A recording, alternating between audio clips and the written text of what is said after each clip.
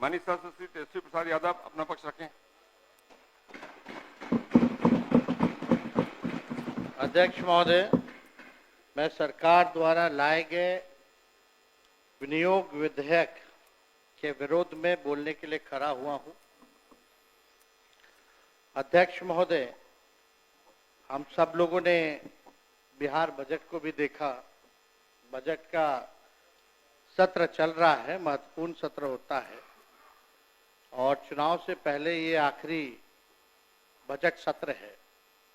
इससे पहले हम लोगों ने भारत सरकार का भी बजट देखने का काम किया, लेकिन भारत सरकार का जो बजट था महोदय बिहार को लेकर के, पता नहीं क्यों सौतेला व्यवहार लगातार भारत की सरकार जो है बिहार के लोगों के साथ कर रही है।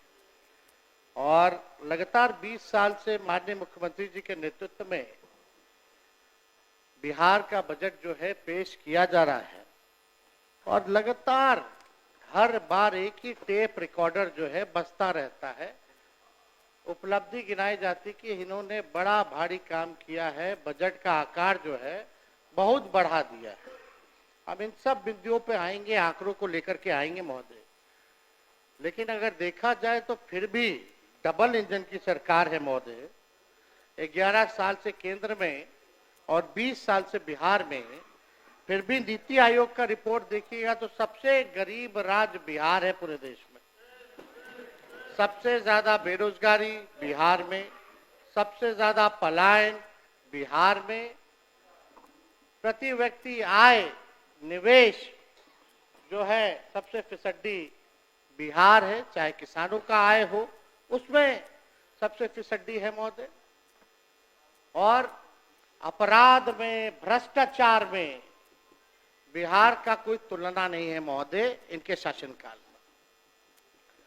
तो महोदय लगातार जो है हम लोग कह रहे हैं कि सरकार को आत्मचिंतन और मंथन करने की आवश्यकता है महोदय। लगातार एक ही बात रटा रटा करके, एक ही बात कहने से कोई बिहार जो है आगे बढ़ने वाला नहीं है, बिहारियों की तरक्की होने वाली नहीं है। ये केवल झूठ का पुलिंदा ये लोग परोसने का काम करते हैं महोदय। युवा को रोजगार नहीं, बीमारियों का कोई उपचार नहीं, सुरक्षित कोई परिवार नहीं, सरकार की सेहत में सुधार नहीं, सही हाथों में अपना बिहार नहीं। अध्यक्ष महोदय, सम्राट चौधरी जी उप मुख्यमंत्री हैं महोदय। जब हमने राज्यपाल के अभिभाषण पे चर्चा करते वक्त हमने आंकड़े रखे थे तो उसमें सम्राट चौधरी जी ने राज्यपाल के अभिभाषण पे जब सरकार की तरफ से उत्तर जवाब जब दिया तो हमको नहीं लगता कि इनको हमारी बात और डेटा जो है समझ में आई होगी। अब मुख्यमंत्री जी ने मुरेठा तो निकलवा लिया, फिर भी इनकी दिमाग की बत्ती जली नहीं। अध्यक्ष महोदय, जिम्मेदारी होने के बाद हमको लगता था कि भाई दिमाग की बत्ती जो है जागेगी, लेकिन फिर भी ये स्थिति है। अब सम्राट चौधरी जी साक्षरता दर की बात कर रहे थे। मैंने 3.2 स्कूल ड्रॉप आउट रेट की बात की थी, जो 1989 में 11.4 था महोदय, और आज बिहार का स्कूल ड्रॉप आउट रेट जो है 41% यानी 41% है। लेकिन यह कुछ और ही बोले जा रहे थे महोदय। इनका जवाब हम लोगों ने देखा। साक्षरता दर में बिहार 1961 में फीसदी था और आज 2025 में भी देश में सबसे कम साक्षरता दर बिहार में ही है महोदय। यानी 1961 से लेकर के 25 में पहले भी जो है फीसदी था और आज भी देश में सबसे कम है महोदय। 1961 में भी बिहार की प्रति व्यक्ति आय देश में सबसे कम थी और आज 2025 में भी सबसे कम है महोदय। इन्होंने अपने उत्तर में अभी भाषण जो राज्यपाल का था उसमें लौंडा नाच का ये जिक्र कर रहे थे महोदय। ये उस समय उसी कैटेगरी में शामिल थे, ताली पीटने में। और लौंडा नाच महोदय, वो तो बिहार की समृद्ध सांस्कृतिक विरासत है महोदय। हम सब लोगों के भिखारी ठाकुर हमारे धरोहर है महोदय, उसका ये लोग मखौल उठा रहे थे। भिखारी ठाकुर जी को कौन नहीं जानता? शेक्सपियर ऑफ भोजपुरी उनको कहा गया है। ये उनको जो है मखौल उड़ा रहे, विनय बिहारी जी है। जरा पूछिए कि क्या हमारी संस्कृति नहीं है, सभ्यता नहीं है? उसका ये लोग मखौल उड़ाने का काम कर रहे हैं। और इन्होंने क्या बोला महोदय? अब ऐसे उप मुख्यमंत्री जो बाप बेटी के रिश्ते के बारे में असभ्य और तुच्छ तरीके से बोलते हो, हमारे पिता और हमारी बहन जिन्होंने किडनी दिया, उनके बारे में उन्होंने क्या बयान दिया कि टिकट के लिए जो है किडनी दिया। इस तरह का छोटी सोच की मानसिकता के लोगों से महोदय क्या उम्मीद की जा सकती है? ऐसे लोग हर चीज में जात धर्म जोड़ते हैं महोदय, जनता द्वारा रिजेक्टेड है, और लोग सेलेक्टिवली अपराधियों की भी जाति गिन रहे हैं महोदय। कुछ दिन पहले इनका हमने बयान देखा, अपराध हुआ, घटना हुई तो एक पर्टिकुलर जाति से इन्होंने जोड़ा कि फल्ला जात के लोग जो है कर रहे हैं महोदय। अब अपराधियों की कोई जाति या धर्म नहीं होता है महोदय। अगर इतना ही शौक है इनको जाति ढूंढने का, तो अपने गृह मंत्रालय में ऑर्डर दे दीजिए डीजीपी को कि कौन किसको मार रहा है, क्या मार रहा है, नहीं मार रहा, अपराध कौन कर रहा है, उसकी भी जाति का भी ब्यौरा दे, जुड़वा दीजिए वो कैटेगरी। अगर जाति ही के बारे में आप जो है किसी एक जात को लेकर के जो आप कहिएगा महोदय, और जो अपराधी किस्म का लोग होता है वहां तो शादी ब्याह भी नहीं हो करता है, लोग कोई नहीं करता है शादी ब्याह। बिहार सरकार को चाहिए कि हर अपराध पर अब मरने वाले पीड़ित की भी और मारने वाले हत्यारे की जाति सार्वजनिक करे महोदय, पता चल जाएगा। जरा जाने, अगर आप उसी सोच के हिसाब से अगर आप देखने का काम करते हैं महोदय, तो महोदय हम बजट पे भी बोलना चाहेंगे महोदय। थोड़ा देश का 1947 का भी बजट का आकार क्या था, बिहार का क्या था, उस पर भी हम चर्चा करना चाहेंगे। आज जो सरकार में जो लोग बैठे हैं इनका तो कोई मतलब नहीं था, उस समय तो कहीं थे नहीं। आजादी के समय, आजादी में इनका कोई योगदान नहीं था महोदय। जब 1947 में जब देश आजाद हुआ, जब अंग्रेज गए, तब खाने को देश में खाने को अन्न नहीं था महोदय, खाने का भूखमरी की हालात थे महोदय। जब अंग्रेज गए तो उस वक्त देश का साक्षरता दर 12% था। भारतीयों की औसत आयु 32 साल थी महोदय, और भारत के पहले बजट का साइज कुल 197 करोड़ था। अब 2025-26 के बजट का साइज 50 लाख करोड़ रुपए है महोदय। 1952-53 में के वित्तीय वर्ष में बिहार विधानसभा में 30 करोड़ रुपए का वार्षिक बजट पेश किया गया था। 52-53 में बिहार का 30 करोड़ का पेश किया गया था। जब आदरणीय गरीबों के मसीहा आदरणीय लालू जी मुख्यमंत्री बने 1990 में, तब बिहार का बजट लगभग 3000 करोड़ था महोदय। और 2005-06 में जब सौंप करके गए, तब बिहार का कुल आंकड़ा यानी 28,000 करोड़ करके के गए महोदय। 3000 से 28,000 करोड़, यानी लगभग 9.5 गुना बजट राजद शासन काल में बढ़ा। 2005 से 2024-25 विगत वर्ष के आपके शासन में 28,000 करोड़ से बढ़कर 2,78,000 करोड़ हुआ, यानी लगभग वही 9.5 गुना बढ़ा। तो किस बात का आप लोग पीठ थपथपा रहे हैं? ये तो बढ़ता ही रहेगा, आप रहे या कोई रहे। बजट तो लगातार, ये तो परंपरा क्या, ये तो होता ही रहना है, बढ़ता ही रहेगा। इसमें आपने कौन सा तीर मार लिया? जो बार बार जो आप लोग कहते हैं कि भाई इतना बजट का साइज कर दिया, अब 3,17,000 करोड़ रुपया कर दिया। इसी से सब जो है टेप रिकॉर्डर बजाया जा रहा है कि बड़ा विकास किया। इस साल चुनावी वर्ष होने के कारण अचानक से 24-25 और 25-26 में, यानी एक साल में महोदय 3,17,000 करोड़ का तो बजट था, यानी एक साल में 39,000 करोड़ का आपने वृद्धि बना दिया। हम जानना चाहते हैं एक साल के अंदर 39,000 करोड़ आप बढ़ा कैसे दिए?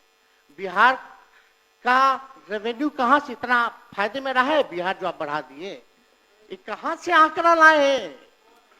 बिहार को कितना फायदा हुआ है जरा ये बता दें, या बिहार कर्ज में है ये बता दें। तो आप चुनावी वर्ष है तो एक साल में आपने 39,000 करोड़ जो है वो बना दिया, वृद्धि कर दी गई, जिसका कोई आर्थिक या प्रशासनिक आधार ही नहीं है महोदय। क्या आपका राजस्व 39,000 करोड़ बढ़ा है? हाँ या ना बताइएगा अपने उत्तर में। 39,000 करोड़ बढ़ा है कि नहीं बढ़ा है? और कहां से बढ़ाया जरा ये भी बताइएगा, स्रोत क्या था अगर बढ़ा है तो?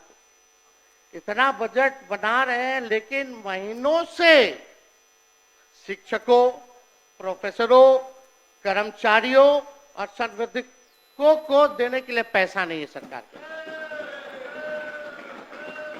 ये अध्यक्ष महोदय सच्चाई, सत्ता में आप रहे या कोई रहे, इससे कई गुना जो है अधिक ही बढ़ेगा, पीछे जाने वाला नहीं है बजट। हमारे समय में यानी राजद के समय में इन्फ्लेटेड बजट नहीं होता था, अब तो सारा इन्फ्लेटेड बजट है महोदय, बनाते हैं। विगत वर्ष में 60% जो है बजट का पैसा ये खर्च नहीं कर पाते, 60%। और आंकड़ों की कलाकारी जोड़ते रहते हैं महोदय, दिखाते रहते हैं। लगातार 20 वर्षों में शासन के बावजूद बिहार आज भी केंद्र सरकार पर आर्थिक रूप से निर्भर है महोदय।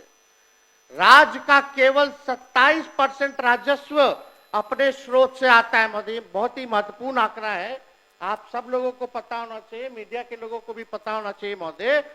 बिहार का केवल 27% जो है अपना राजस्व से आता है, जबकि गुजरात का 73%, तमिलनाडु का 76% और बगल का पड़ोसी उत्तर प्रदेश का 46% है महोदय, जिसका अपना रेवेन्यू है महोदय। यह स्थिति है। यह सवाल उठाता है कि बिहार की अर्थव्यवस्था आत्मनिर्भर क्यों नहीं हो पाई है? आप आत्मनिर्भर की बात करते हैं, बिहार की अर्थव्यवस्था को तो पहले आत्मनिर्भर कीजिए। अब बहुत ही महत्वपूर्ण बात है, मंत्री हैं सरकार में, सब लोग बुजुर्ग हैं, बुद्धिजीवी लोग हैं, बड़बोले लोग हैं, झूठ बोलने वाले लोग हैं, सब लोग बैठे हुए हैं यहाँ पे महोदय। बजट हुआ महोदय, लेकिन ये नहीं बताया कि बिहार पर कर्ज कितना है, बिहार के प्रति व्यक्ति लोगों पर कर्ज कितना है। तो हम बता दें 24-25 का, यानी पिछले ही वित्तीय वर्ष तक कितना कर्ज था। 3 लाख बिहार पर कर्ज, सुन लीजिए, 3,19,618 करोड़ रुपए बिहार पर कर्ज है।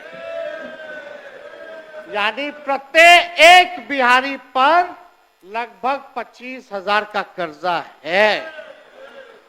अब आप बताइए, ये जिक्र करना चाहिए था ना, उपलब्धि में आपको गिनाना चाहिए था ना कि कितना कर्जदार आपने, माननीय मुख्यमंत्री नीतीश कुमार जी, विकास पुरुष, डबल इंजन की सरकार में आत्मनिर्भर अभी भी नहीं हो पाए, सब बताना चाहिए था। क्या प्रति व्यक्ति आय है? आरबीआई, एजी और राज्य सरकार के ही स्रोतों की माने तो बिहार देश के सबसे अधिक कर्ज लेने वाले राज्यों में शामिल हो गया महोदय। बिहार का कर्ज हर साल बढ़ रहा है और बिहार के कुल कर्ज में हर साल की वृद्धि 10% की होती है, जबकि राजस्व बिहार का जो है उसकी बात करें तो 5% के आसपास ही इजाफा होता है, 10% जो है आप लोग कर्ज लेते हैं। क्या क्या क्या बना रहे हैं आप लोग बजट का भाई? कितना कर्ज आप लोगों ने डाल दिया? बिहार के जीडीपी का कुल कर्ज 38.6 तक पहुंच गया है।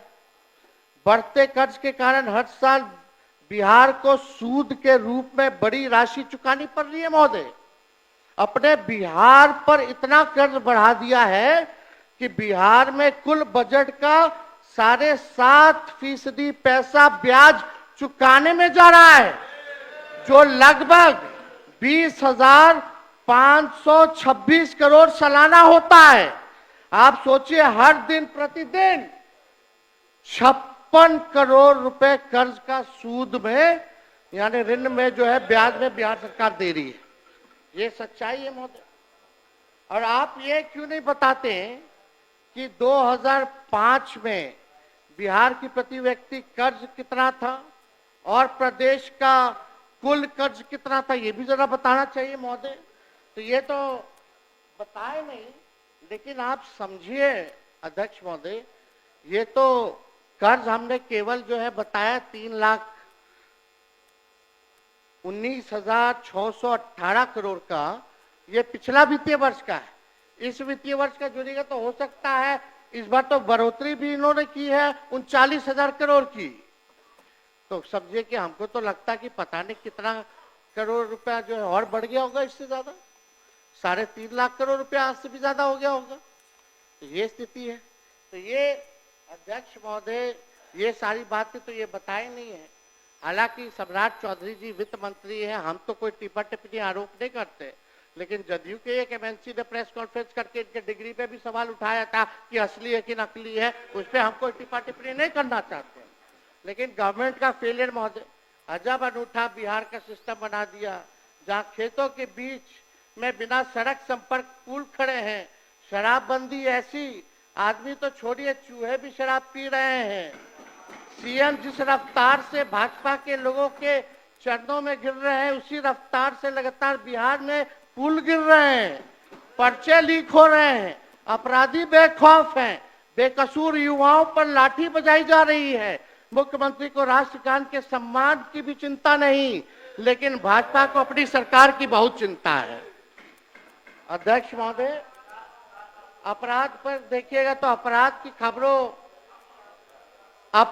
की खबरों से अखबारों का रंग लाल और सरकार का मुंह काला हुआ पड़ा है महोदय। एनसीआरबी का आंकड़ा देखें तो 2005 के अनुसार के बाद 20 साल में 65,000 से अधिक हत्याएं हुई हैं। 20 साल का इनका शासन का 65,000 से ज्यादा हत्याएं हुई हैं, 25,000 रेप हुआ है, 1 लाख किडनैपिंग हुई है, 3 लाख चोरियां हुई हैं महोदय। ये स्थिति अपराध की। और पिछले साल कम्युनल वायलेंस में बिहार देश में दूसरे नंबर पे रहा महाराष्ट्र के बाद। ये आंकड़े हैं महोदय एनसीआरबी का। और बिहार पुलिस की तो ऐसी स्थिति हो गई है कि अपराध इतना बढ़ गया कि अपना जो वेबसाइट है biharpolice.nic.in, उसमें अपलोड ही नहीं कर रही है डाटा। कई सालों से डेटा अपलोड नहीं कर रही है। क्या चीज का डर है? ताकि भेद खुल जाएगा क्या? लेकिन अध्यक्ष महोदय, ये सारा डेटा हम लोग जो है कंपाइल कर करके रखे हुए हैं महोदय। और आप सब लोग जान रहे हैं कितना भ्रष्टाचार बढ़ा हुआ है। कहीं भी आप चले जाइए, बिना घूसखोरी दिए हुए काम नहीं होता। कोई काम हो सबका तय है, थाना हो, ब्लॉक हो, सीना जोरी से रिश्वत चल रही है महोदय।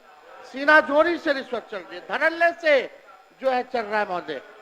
अभी सीओ का दाखिल खारिज जमाबंदी संबंधित वर्ष 2008 से अब तक कुल 1,36,00,000 वाद दायर किए गए, जिसमें से 52 लाख वाद को रिजेक्ट कर दिया गया तथा अभी भी रिश्वत नहीं देने के कारण लगभग 2,29,000 वाद विभिन्न जिलों में लंबित है महोदय। सीओ इतने आउट ऑफ कंट्रोल हो गए हैं कि डीएम की भी नहीं सुनते हैं महोदय। क्यों सुनेंगे? सीधे सीएम आवास से उनका ट्रांसफर पोस्टिंग होता है। मतलब एक सीएम के कार्यालय ही ईमानदार है, बाकी सब मंत्री और विभाग बेईमान हैं। राम सूरत राय मंत्री थे, आलोक मेहता मंत्री रहे, दिलीप जायसवाल मंत्री रहे, इन सब ने जितना ट्रांसफर पोस्टिंग किया सबको सीएम हाउस के अधिकारी ऑफिस से रोक दिया गया। रोका कि नहीं रोका? तो सीओ काहेला सुनेगा? सीओ तो डायरेक्ट सीएम ऑफिस से जुड़ा हुआ है, वहीं से ट्रांसफर पोस्टिंग चल रहा है, कहाँ किसी का सुनाई होता है? बाकी सब भ्रष्ट हैं। अरे वो सीएम है हमारे, और सीएम के अधिकारी जो चुनिंदा रिटायर्ड फिटायर्ड, वही लोग जो है सुधरे हुए हैं। ये सच्चाई है मोदी। आप बताइए, एक लौते वही लोग हरिश्चंद्र है, बाकी सब भाजपा का हो राजद का हो वो सब भ्रष्ट है। यहाँ बैठे सभी विधायक बताएं कि अंचल कार्यालय में भ्रष्टाचार है कि नहीं। सब किसी से नहीं छुपा, बिना रिश्वत दिए हुए दाखिल खारिज नहीं हो रहा, ये सच्चाई है। लेकिन हम सबको आश्वस्त करते हैं, जब हमारी सरकार आएगी यही अधिकारी बैठकर नहीं बल्कि खड़े होकर बिना रिश्वत दिए आम जनता का काम करेंगे। अरे जिस शासक का इकबाल खत्म हो जाए तब उसकी तो आदेशपाल और चौकीदार भी नहीं सुनता महोदय। मुख्यमंत्री जी का इकबाल अब खत्म हो चुका है महोदय। बिहार में यही हो रहा है। आप देखिएगा बिल्डिंग मेंटेनेंस के नाम पे महोदय, हाउस कीपिंग रख रखाव के नाम पे 583 करोड़ रुपए खर्च किए जा रहे हैं। समझ रहे हैं? खाली रख रखाव के लिए। विकास भवन हो, विश्वेश्वरैया भवन, Sardar Patel Niyojan Bhawan, Samrat Ashok convention centre, Bapu tower, Rajgir convention centre, Bihar museum, सचिवालय परिसर के साफ सफाई को लेकर के, यानी जीएसटी 18% मिला दो तो 688 करोड़ रुपए सालाना केवल रख रखाव और पोछा साफ करने के लिए जो है खर्चा किया जा रहा है। यह काम प्राइवेट कंपनियों को दिया गया है, जिसमें इनके अधिकारी और नेताओं का कमीशन है। मैं बताता हूं कि किस भवन पर कितने खर्चे हैं महोदय। अब आप देखिए महोदय, बिहार म्यूजियम का प्रोजेक्ट का कॉस्ट 500 करोड़ रुपया और साल में साफ सफाई के लिए 30 करोड़ रुपया। सरदार पटेल भवन का प्रोजेक्ट कॉस्ट 305 करोड़ और साफ सफाई के लिए लगभग 16.5 करोड़ हर साल। आप बैठ जाइए ना, बैठ जाना।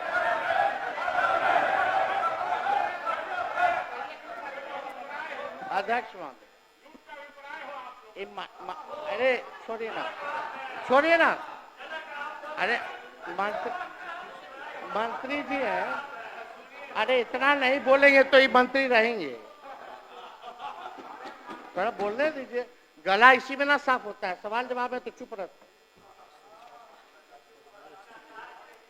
अध्यक्ष मेरे, बापू टावर का प्रोजेक्ट कॉस्ट 129 करोड़ और सालाना मेंटेनेंस के लिए है लगभग 10 करोड़ रुपया। नियोजन भवन 93 करोड़ रुपए का प्रोजेक्ट और लगभग 7 करोड़ जो है आपका मेंटेनेंस का है। ऐसे ही और चले जाएगा, समय नहीं है, ज्यादा भांडा फोड़ नहीं करना, सब निकल ही जाएगा। सब तो आप लोग जनबे ना करते हैं। कुछ बचा है? दुनिया तो खत्म होने वाली है।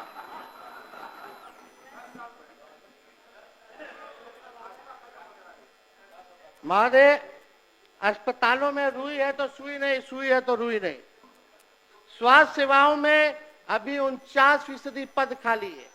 मैंने स्वास्थ्य मंत्री रहते हुए 20 अगस्त 2023 को, सुन लीजिए, 20 अगस्त 2023 और 24 जनवरी 2024 को 1,31,793 नए पदों का सृजन संबंधी संचिका पर हस्ताक्षर कर नए पद सृजित किए थे। लेकिन एक हफ्ते बाद हमारी सरकार गिर गई और अभी स्वास्थ्य विभाग और वित्त विभाग में धूल फांक रहा है महोदय। ये फाइल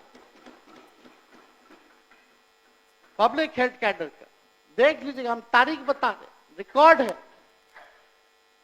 एजुकेशन की बात करते तो जो जाति आधारित गणना हुई उसके रिपोर्ट के आधार पे हम ये बताना चाहते हैं, आपने 20 साल में क्या किया, आप आंकड़े बताते हैं। वही आंकड़े जो हमारी पहली जो जातिगत आर्थिक सर्वे के सामने जो आया, शायद आपने पढ़े भी होंगे, नहीं भी पढ़े होंगे, कोई अधिकारी बताया कि नहीं बताया हमको नहीं पता। लेकिन अनुसूचित जाति की कुल आबादी का सिर्फ 0.015% तथा अत्यंत पिछड़े वर्ग के सिर्फ 0.005% ही लोग डॉक्टर हैं। यानी इन वर्गों में मेडिकल एजुकेशन प्राप्त करने वालों की संख्या आधे से आधा प्रतिशत भी नहीं है। अनुसूचित जाति की कुल आबादी का सिर्फ 0.1% तथा अत्यंत पिछड़े वर्ग की सिर्फ 0.16 इंजीनियर है, मात्र इंजीनियर। यानी इन वर्गों में भी इंजीनियरिंग करने वालों की संख्या आधा प्रतिशत या उनसे भी प्रतिशत में कम है महोदय। यह अति पिछड़ा और दलित समाज का ये आंकड़ा है महोदय। बताइए क्या डॉक्टर, कहाँ इंजीनियर, कौन लोग हैं? आधा का आधा प्रतिशत भी नहीं है। जाति आधारित गणना का रिपोर्ट थोड़ा पढ़ लीजिएगा तो जानकारी हो जाएगा सबको। राज्य के सरकारी नौकरी में अनुसूचित जाति की कुल आबादी का सिर्फ 1.13% तथा अत्यंत पिछड़ों का 0.98% जो है 0.98% ही सरकारी नौकरी में, यानी 1% भी नहीं। अति पिछड़ा का सरकारी नौकरी में। मेडिकल एजुकेशन और इंजीनियरिंग छोड़िए, समान स्नातक भी इन वर्गों के बहुत कम है महोदय। और आप एनडीए के लोग अमृत काल सेलिब्रेट कर रहे हैं। किसका अमृत काल है? अगर दम है तो 20 सालों वाले पूजनीय मुख्यमंत्री जी, एक तो उपलब्धि का नाम उप मुख्यमंत्री जी आप लोग बताइए कि एक उपलब्धि आपने किया हो जिसमें बिहार नंबर 1 हो। एक उपलब्धि बताइए जिसमें बिहार नंबर 1 हो। ये 20 साल आपका बिहार इतिहास में गायब काल के नाम से जो है जाना जाएगा। बीजेपी के लोग जो है बार बार जो है टिक्का टिप्पणी करते रहते हैं। आप लोग तो पिछलगुए बन करके रहिएगा, आप लोगों के पास तो कोई चेहरा नहीं है, लटकने बन के रहिएगा। अटल जी का तो सपना आप लोग लायक नहीं है कि पूरा कर दे। अगर है तो एक बार कभी कभी अकेले अकेले लड़ लिया जाए चुनाव, हम भी अकेले लड़ लें, देख लिया जाएगा कि किसमें किसका कितना जनाधार है, किसमें कितना दम है, जनता किसके साथ है। अब बीजेपी के लोगों बताओ, यहाँ डिप्टी सीएम दोनों बैठे, हम उन्हीं से पूछना चाहते क्या बिहार ने जून 2013 से लेकर जुलाई 2017 तथा अगस्त 2022 से लेकर जनवरी 2024 तक कोई विकास किया कि नहीं किया? बताइए, किया कि नहीं किया? वो बोलेंगे तो भी फंसेंगे, नहीं बोलेंगे तो भी फंसेंगे, ऐसी स्थिति है। वो क्या बोलेंगे? हम ही लोगों का ना बजटवा पढ़ रहे थे। 7 निश्चय 2015 का चुनाव के बाद से ना शुरू हुआ। जाति आधारित गणना हमारे वक्त हुई ना, नौकरी हम ही लोग के समय ना मिला, स्पोर्ट्स पॉलिसी, टूरिज्म पॉलिसी सब तो हम ही लोगों के टाइम में बना। तो काम तो हुआ कि नहीं हुआ? बताइए। आप लोग जब विपक्ष में थे तो काम हुआ कि नहीं हुआ? खैर छोड़िए, क्या बोलेंगे ये लोग, बोलने के लिए कुछ है थोड़ी। जून 2013 में, चलिए ये बता दीजिए, जून 2013 में आपको छोड़ा, लेकिन उससे कई महीने पहले ही सरकार काम का ठप हो गया था। फिर मांझी जी को बनाया गया, उनके हाथ बांध दिए। इनके मंत्री ही कैबिनेट की बैठक में नहीं जाते थे। फिर उनको हटाना था तो गवर्नेंस का काम काज ठप कर दिया। फिर 2017 में हमसे अलगाव करना था तो काम काज ठप कर दिया। फिर 2022 में आपसे अलगाव करना था तो गवर्नेंस ठप हो गया। फिर 2024 में वही, यह अस्थिर दिल, दिमाग और विचार की निशानी है और व्यक्तिगत महत्वाकांक्षा तथा स्वार्थ की प्रकाष्ठा है महोदय मुख्यमंत्री जी का। ये समझना पड़ेगा। अब सेंट्रल गवर्नमेंट को पता नहीं क्या बिहार से तकलीफ है। एक कारखाना दिया नहीं बजट में, और जो यहाँ बेगूसराय में जो हमारा मक्के का अनुसंधान बीज केंद्र था उसको भी ये लोग भिजवाने का काम कर दिए बाहर कर्नाटका। वो तो हमने मामले को उठाया, अब वहीं के केंद्र मंत्री हैं, उन्हीं का क्षेत्र है गिरिराज सिंह जी। पता नहीं दिसंबर का चिट्ठी है, आप नहीं बोले, आप चुप रहे, बिहार से बाहर किया गया। दर्जन भर केंद्र मंत्री है, राज्य मंत्री है बिहार का, वो लोग चुप रहा, सांसद लोग चुप रहा। क्यों चुप थे आप लोग? एक प्रतिक्रिया नहीं आई। जब हमने मामला उठाया तब शिवराज चौहान जी जो आनंद फानंद में जाके बोल रहे कहीं नहीं जाएगा, कहीं नहीं जाएगा। तो चिट्ठियां नकली था तो केस करो मेरे पर। जब चिट्ठी नकली था तो केस करे या तो माफी मांगे। यानी इनके मन में बिहार के प्रति कितनी घृणा है मोदी जी की। अब बिहार आएंगे तो लिट्टी चोखा खाएंगे, वहां लिट्टी चोखा खाएं, हम तो बोलेंगे कि लालू जी सान करके दे देंगे सत्तू अच्छे से, घोड़ भी दिया जाएगा कि पिला दिया जाए उनको। अब तो साल भर यही ना करेंगे, एक जाएंगे तो एक आएंगे, एक जाएंगे तो एक आएंगे, एक भागेंगे तो एक पकड़ेंगे। हम तो स्वागत, हम तो खिलाने मेहमान नवाजी करेंगे। बिहार जो है ना नितिन जी, बिहार ज्ञान और मोक्ष की धरती है। चुनाव के बाद सबको ज्ञान आ जाएगा, अच्छे से विदा किया जाएगा, अज्ञानियों को ज्ञानी बना के भेजा जाएगा। चिंता नहीं करना है।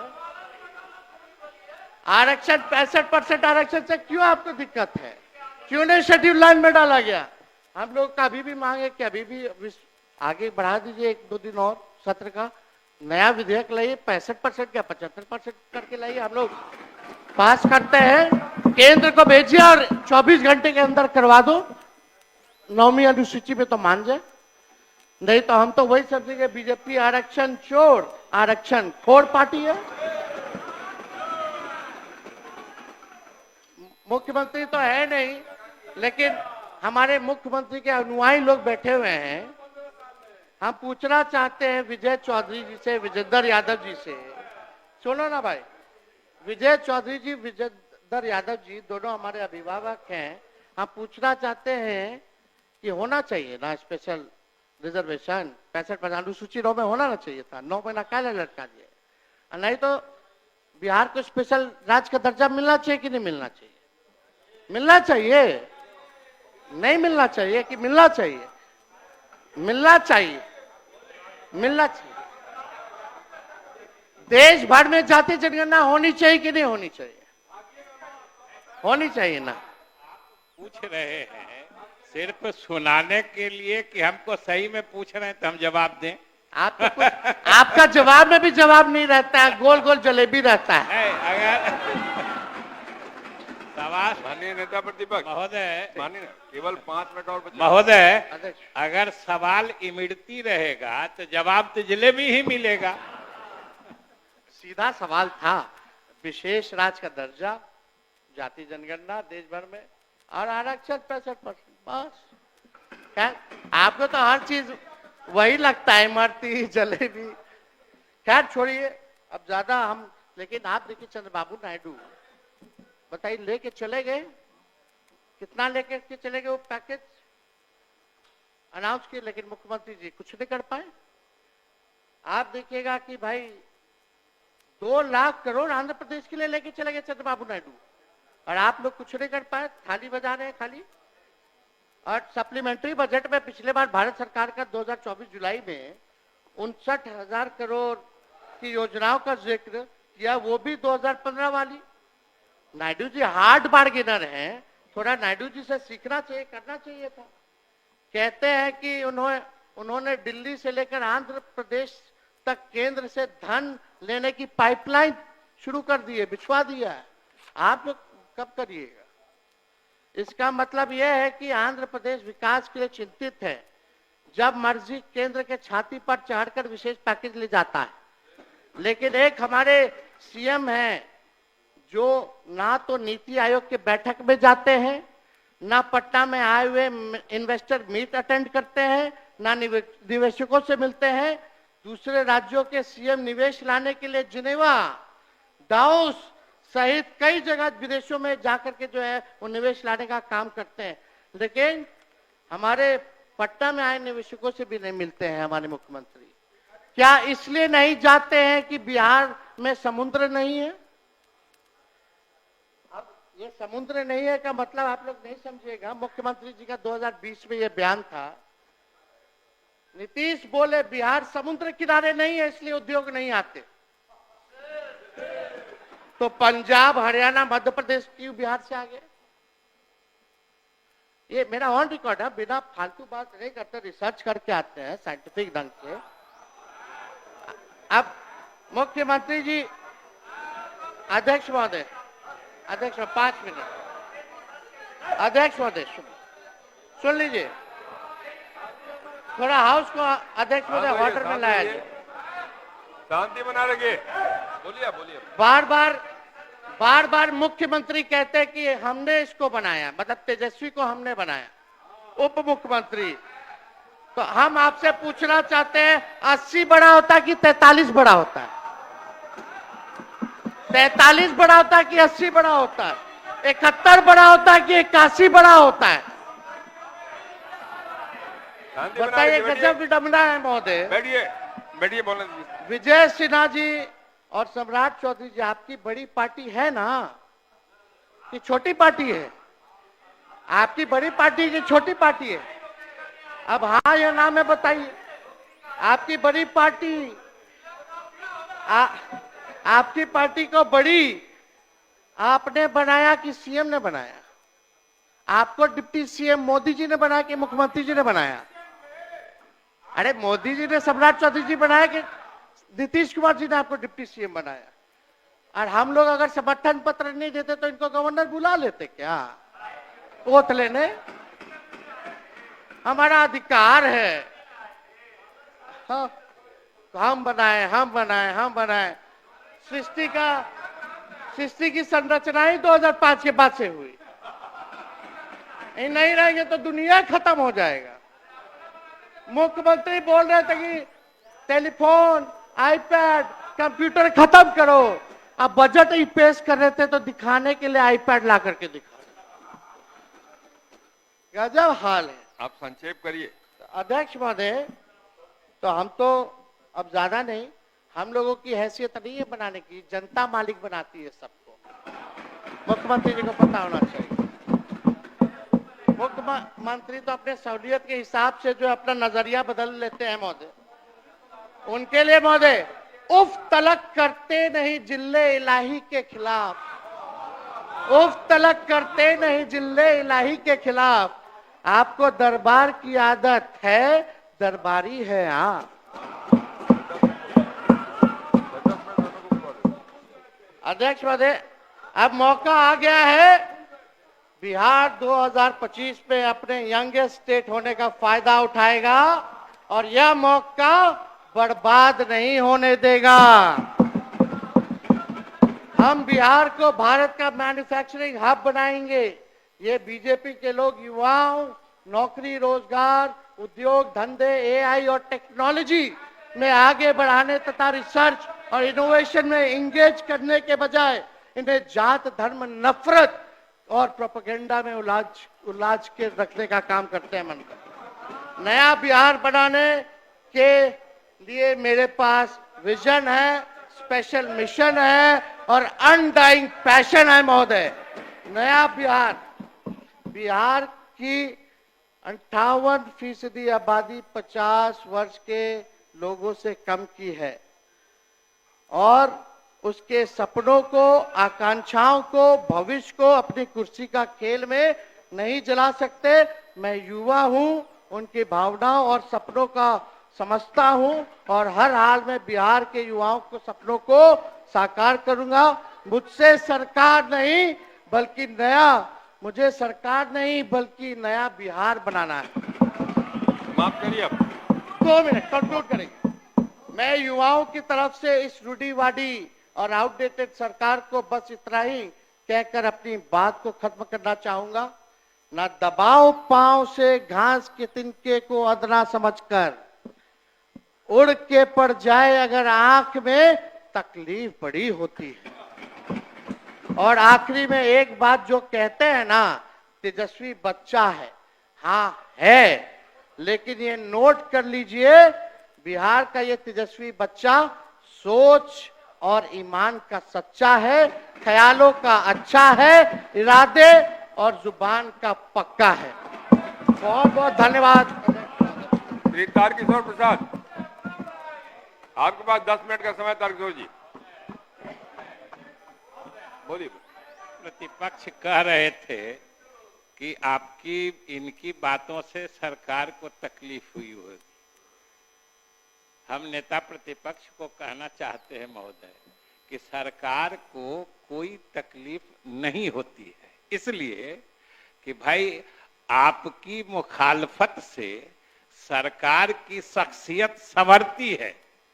आपकी मुखालफत से सरकार की शख्सियत संवरती है, इसीलिए मैं आपका बड़ा एहतराम करता हूं। शेर कहना तो कहिए, शेर कहिए, केवल शेर में जवाब हो रहा है। उन्होंने बहुत सही कहा, लेकिन हमको अफसोस है 2 बार हम इस सदन में अभी इस सेशन में भाषण दिए, क्यों मुख्यमंत्री जी को आप लोग हाईजैक करके बंद किए हुए? आना ना चाहिए था। ये बात वो कहते तो और चांद लग जाता। पिछला वाला जो आप बोले थे गवर्नर एड्रेस पर, उसका वाला याद करा दें। उस दिन आपने कहा था कि चिराग सबके बुझेंगे एक दिन, क्योंकि हवा किसी की सगी नहीं। इन्होंने पढ़ा था महोदय। हम तो उस दिन कहना चाहते बाकी लोगों को बोलने का मौका नहीं मिलने वाला है। हम तो उसी दिन कहना चाहते थे, लेकिन महोदय हम किसी को डिस्टर्ब नहीं करते हैं। ये बोल रहे थे, मैं चुप ही रहा, लेकिन आज फिर उस दिन की चर्चा कर दिए। तो हम आपको ये कहना चाहते हैं कि नीतीश वो चिराग नहीं है जो हवा के रुख से बदले। नीतीश वो चिराग नहीं है जो हवा के रुख से बदले। नीतीश तो वो चिराग है जो हवा का रुख बदल दे। तारकिशोर जी, अध्यक्ष महोदय, आप कहाँ गए?